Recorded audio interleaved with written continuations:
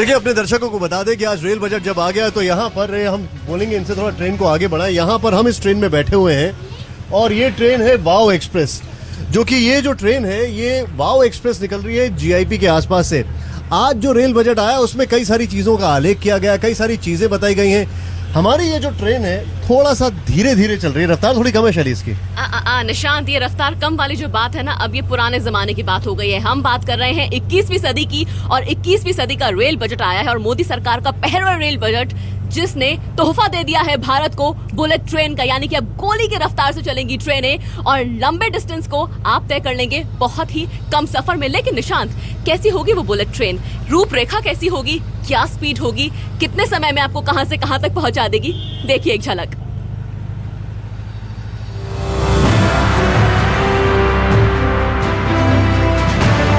हवा से बातें करती बुलेट ट्रेन। ये तस्वीर चीन की है, लेकिन वो दिन दूर नहीं जब ऐसी ही रफ्तार से बात करती हुई रेलगाड़ी मुंबई से अहमदाबाद के बीच दौड़ती नजर आएगी। और उस सपने को आकार देने की कोशिश की है रेल मंत्री सदानंद गौड़ा ने अपने पहले रेल बजट में। गौड़ा के रेल बजट में मुंबई से अहमदाबाद के बीच पहली बुलेट ट्रेन चलाने का वादा किया गया है। मुंबई और अहमदाबाद का सफर भारत की सबसे तेज शताब्दी एक्सप्रेस 7 घंटे में पूरा करती है, लेकिन बुलेट ट्रेन से यह सफर महज 2 घंटे में पूरा होगा, यानी मुसाफिरों के पूरे 5 घंटे बचेंगे। ये ट्रेनें 160 से 200 किलोमीटर प्रति घंटे की रफ्तार से चलेंगी। ये हाई स्पीड ट्रेनें दिल्ली से आगरा, दिल्ली से पठानकोट, दिल्ली से कानपुर, दिल्ली से चंडीगढ़ के बीच चलेंगी। उधर दक्षिण में चेन्नई को हैदराबाद से हाई स्पीड ट्रेन से जोड़ा जाएगा। बेंगलोर से मैसूर जाने वाले भी हाई स्पीड ट्रेन से जा सकेंगे। इसके अलावा नागपुर से कानपुर और गोवा से अहमदाबाद के बीच ये तेज तर्रार ट्रेनें चलेंगी। पिछले दिनों ही दिल्ली से आगरा के बीच ऐसी एक ट्रेन का कामयाब ट्रायल हो चुका है कि छुक छुक चलती भारतीय रेल जल्द ही पड़ोसी देश चीन की हाई स्पीड ट्रेनों से टक्कर लेगी। यकीनन ये नरेंद्र मोदी का ही विजन है। ये रेल बजट देश को अधिक गति देने वाला, रेलवे को अधिक आधुनिक बनाने वाला, नागरिकों को अधिक सुरक्षा और सेवा देने वाला सिद्ध होगा। मोदी ने विजन दिया और सदानंद गौड़ा ने उसे रेल बजट में उतारा, लेकिन बड़ा सवाल अभी बाकी है कि क्या भारतीय रेलवे इस सपने को साकार करने की स्थिति में है। अमिताभ सिन्हा और रीमा पराशर के साथ बालकृष्ण, दिल्ली, आज तक।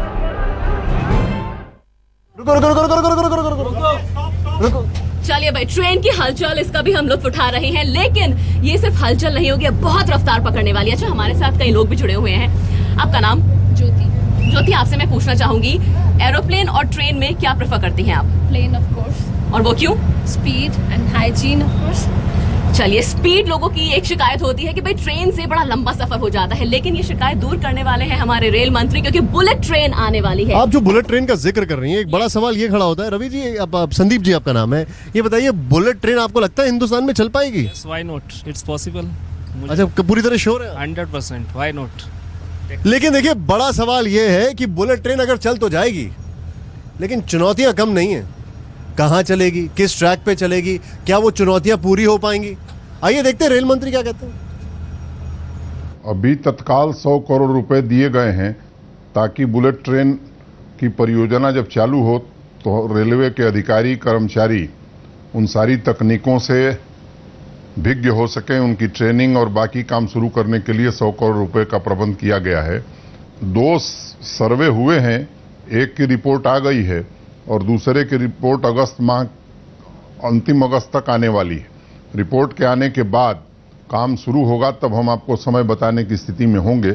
दूसरे देशों में जहां बुलेट ट्रेन आई है वहां भी 7 से 8 साल लगे हैं, तो हिंदुस्तान में भी मुझे लगता है कम से कम वो समय लगेगा ही।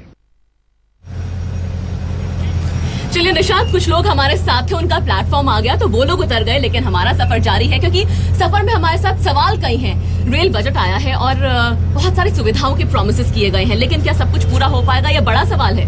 ये एक अपने आप में बहुत बड़ा सवाल है, लेकिन अभी जो कुछ लोग यहाँ पर थे हमारे साथ, उनका ये कहना था कि बुलेट ट्रेन चल जाएगी मुंबई और अहमदाबाद के बीच में, बुलेट ट्रेन जो चलेगी। तो मुंबई और अहमदाबाद के लोग क्या कहते हैं, आइए देखते हैं। प्रधानमंत्री नरेंद्र मोदी ने अच्छे दिन के वादे किए थे और शायद आज का जो बजट अनाउंस हुआ है, रेल बजट, उसमें हम कह सकते हैं कि अहमदाबाद से मुंबई जो लोग सफर करते हैं उनके लिए अच्छे दिन जरूर है, क्योंकि गुजरात से खास करके अहमदाबाद से मुंबई के लिए बुलेट ट्रेन का अनाउंसमेंट हुआ है, साथ ही हाई स्पीड ट्रेन का भी अनाउंसमेंट हुआ है। हमारे साथ कुछ यात्री मौजूद है जो अभी अभी शताब्दी से ट्रैवल करके अहमदाबाद पहुंचे। आप बताइए, बुलेट ट्रेन का अनाउंसमेंट हुआ है, क्या कहेंगे?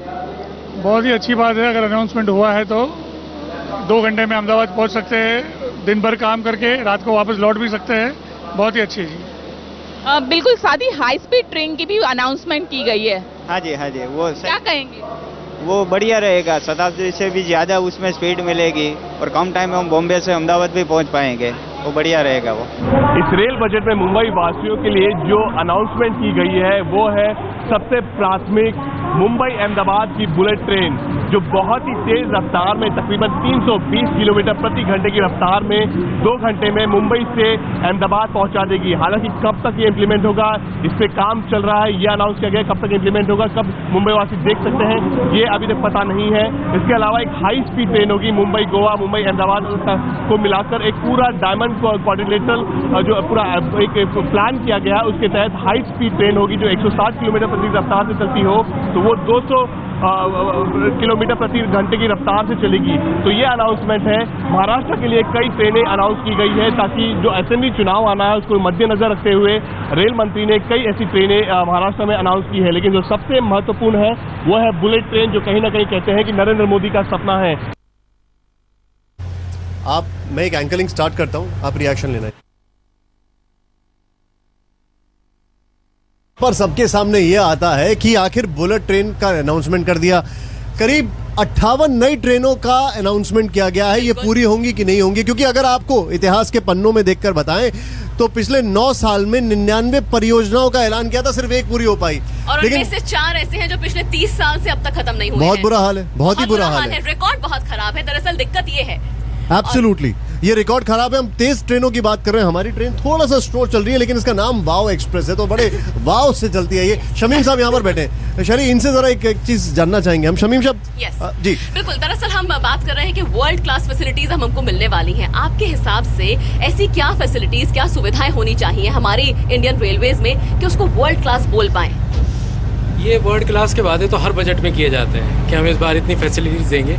कम से कम सबसे पहले है कि सफाई, और ख़ास तौर से जो प्रीमियम ट्रेन्स हैं, राजधानी है, शताब्दी है, उसमें खाने की एक ऑप्शन होना चाहिए पैसेंजर के पास कि वो क्या खाना चाहता है, और सफाई सबसे पहला उसमें मुझे लगता है कि होना चाहिए प्रायोरिटी। हाँ, ये बात बड़ी अहम है कि सफाई बड़ी मायने रखती है, लेकिन वर्ल्ड क्लास बनाने के लिए 58 ट्रेनों का अनाउंसमेंट किया गया है और भी कई सारी परियोजनाओं की बात की गई है, सर्विस पे बड़ा जोर दिया गया। आइए ध्यान से देखते हैं रिपोर्ट।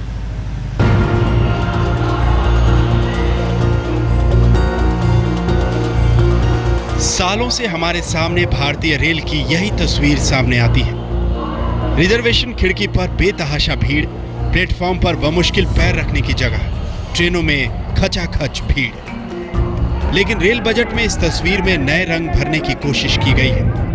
भीड़ के बोझ को कम करने के लिए रेल मंत्री सदानंद गौड़ा ने कई नई ट्रेनों का ऐलान किया है। रेल बजट में 27 नई एक्सप्रेस ट्रेनें, 5 प्रीमियम और 6 एसी ट्रेनें, 5 जनसाधारण एक्सप्रेस गाड़ियां और 8 नई पैसेंजर गाड़ियों का ऐलान किया गया है। लेकिन बड़ा सवाल यह है कि क्या सिर्फ नई ट्रेनों से मुसाफिरों की मुश्किलें दूर हो जाएंगी?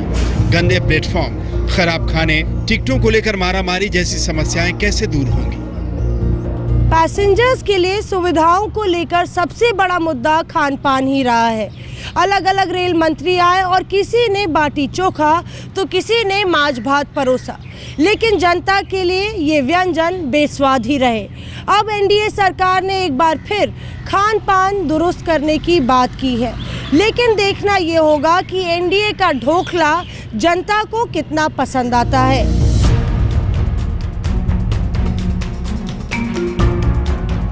सबसे पहले बात खान पान की। ट्रेनों में पीने के लिए आरओ वाटर लगेगा, खाने के लिए ready to eat branded packaged food, बड़े स्टेशनों पर फूड कोर्ट भी बनेंगे। साफ सफाई के लिए निजी कंपनियों को ठेका मिलेगा। 50 स्टेशनों पर सफाई के लिए आउटसोर्सिंग होगी। सीसीटीवी से सफाई के काम की मॉनिटरिंग होगी। रेलवे को वर्ल्ड क्लास बनाने के लिए और भी कई ऐलान हुए हैं। राजधानी शताब्दी में वाईफाई लगेंगे। 10 स्टेशन वर्ल्ड क्लास बनेंगे। इंटरनेट पर प्रति मिनट 7,000 टिकटों की बुकिंग होगी। प्लेटफॉर्म टिकट भी इंटरनेट पर मिलेगा।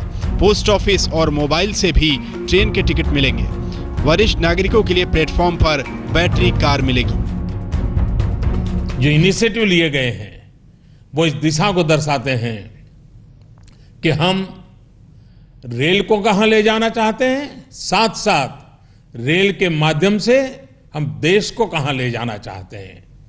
न सिर्फ रेल को कहां पहुंचाना ये हमारा मकसद नहीं है, रेल के माध्यम से देश को किस ऊंचाइयों पर पहुंचाना ये भी हमारा मकसद है और ये सरकार का ये सपना पूरा होगा।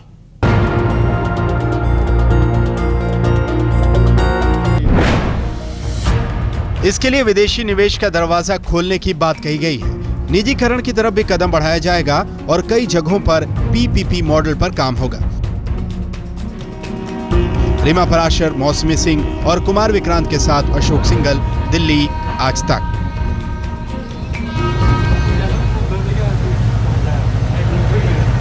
निशांत, यहाँ एक बात मैं अपने दर्शकों को बताना चाहूंगी, कितने आराम से हम यहाँ इस चलती ट्रेन में खड़े हैं। हालांकि ये तो छुक छुक ट्रेन है, वाव एक्सप्रेस, लेकिन जो बुलेट ट्रेन प्रॉमिस की जा रही है ना, उसकी जर्नी भी कुछ इतनी ही आरामदायक होने वाली है। आपने हमारी सहयोगी अंजना ओम कश्यप को देखा था शंघाई की बुलेट ट्रेन में, कितने इत्मीनान के साथ वो बैठी थी, बिना किसी झटके के साथ, कंफर्टेबल जर्नी। लेकिन आज संसद में बड़े झटके लग रहे थे। अगर बात की जाए टीएमसी सांसदों और बीजेपी सांसदों के लिए बड़ा हंगामा हुआ कि बंगाल के लिए कुछ नहीं मिला, बंगाल के लिए कुछ नहीं मिला, लेकिन मिला तो कहीं किसी को कुछ मिला है कि नहीं मिला है? वैसे बिल्कुल बिल्कुल मिला है। देखिए, जिन्हें नहीं मिला वो क्यों परेशान हो रहे हैं, उनको भी मिलेगा। लेकिन यहाँ सबसे पहले बात जिन्हें मिला है उनकी कर लेते हैं।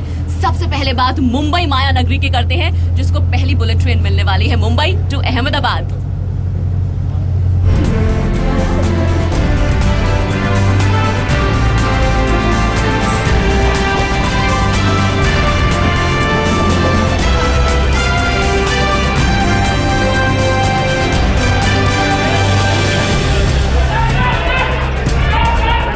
मोदी सरकार के पहले रेल बजट में उम्मीदों का जो सब्ज़बाग दिखाया गया है, रेल मंत्री सदानंद गौड़ा के पहले रेल बजट में जो बड़े बड़े ऐलान किए हैं, उनमें मुंबई के लिए भी कई बड़े ऐलान हैं।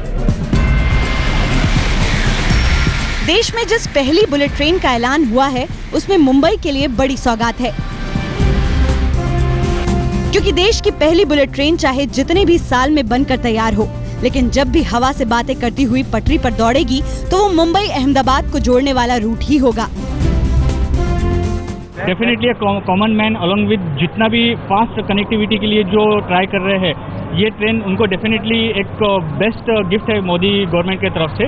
बिकॉज जो नियर बाई सिटीज़ है जहां हमको 8 घंटा लगता है, वहां हम 2 आवर्स में एक्सेस कर सकते हो सिटीज़ को, और इससे डेफिनेटली एवरी सेक्टर में उसका इंक्रीज होगा और डेवलपमेंट बहुत अच्छे तरह से होगा। पैसा देंगे तो हमारे से लेंगे ना, कि आपके जेब से तो निकालेंगे नहीं पैसे आप लोग।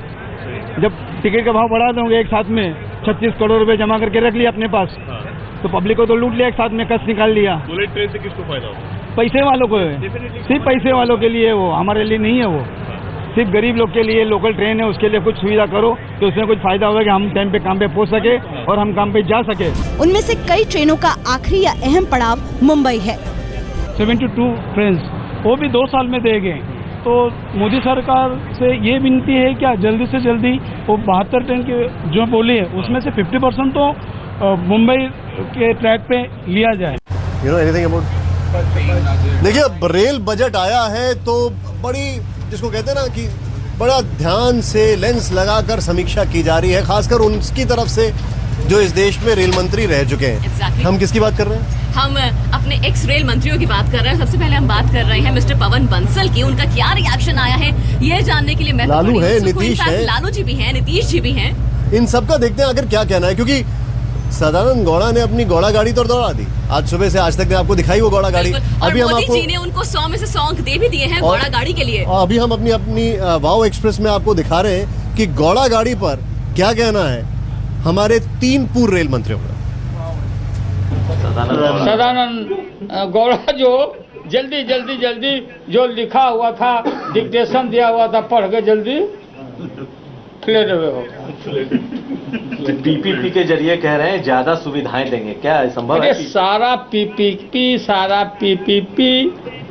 पीपीपी का एक्सरसाइज हम कर चुके। Where is money? दुनिया में लोगों के पास पैसा कहाँ है? कौन आएगा तुम्हारे यहाँ लगाने के लिए पैसा? पीपीपी जो ये तो माने दिखाया जा रहा है। PPP partnership, world class station, this that, aerodrome जैसा। बाहर का आदमी आएगा तो जो देने जा रहे हो तो वो अपना कमाई करेगा कि तुमको पीपीपी करेगा? कुल मिलाकर के अगर एक शब्द में कहें तो ये निराशाजनक है, इसमें कोई नहीं बात। बिहार की अनदेखी तो होनी ही है।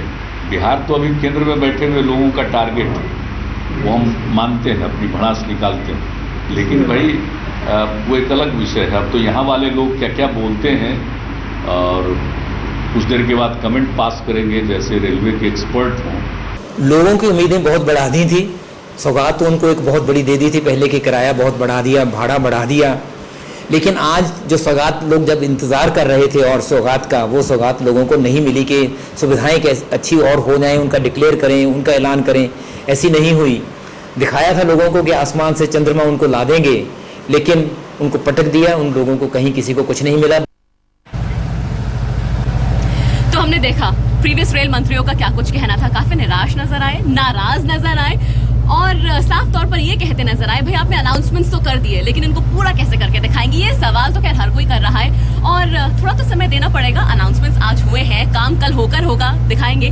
लेकिन मैं ये जानना चाहती हूँ कि हमारी जो यंग जनरेशन है, खासतौर पर जिनके लिए प्लान किया गया है, उनका क्या कहना है? निशान, ये बड़ा सवाल है और यंग जनरेशन से हम सवाल पूछने जो जा रहे हैं वो हमारी अगली खबर है। आज जब रेल बजट का अनाउंसमेंट किया गया उसके बाद कांग्रेसी कार्यकर्ता, कांग्रेस के एक नेता दिल्ली के पहुंच जाते हैं रेलवे मिनिस्टर के घर के बाहर, तोड़फोड़ करते हैं, हंगामा करते हैं, उनकी तख्ती को तोड़ देते हैं, उसके ऊपर खड़े हो जाते हैं। एक बात बताइए, आप सब लोग फर्स्ट टाइम वोटर्स हैं, आज जब रेल बजट आया तो कांग्रेस के नेता रेल मंत्री के घर जाके वहां पर हंगामा करते हैं, वहां पर तख्ती पे खड़े हो जाते हैं, ये सब शोभा देता है? ठीक लगता है? बिल्कुल भी नहीं। बिल्कुल भी नहीं। नहीं, बिल्कुल नहीं जी, नहीं, अच्छा नहीं लगता ऐसे। क्यों गलत है ये?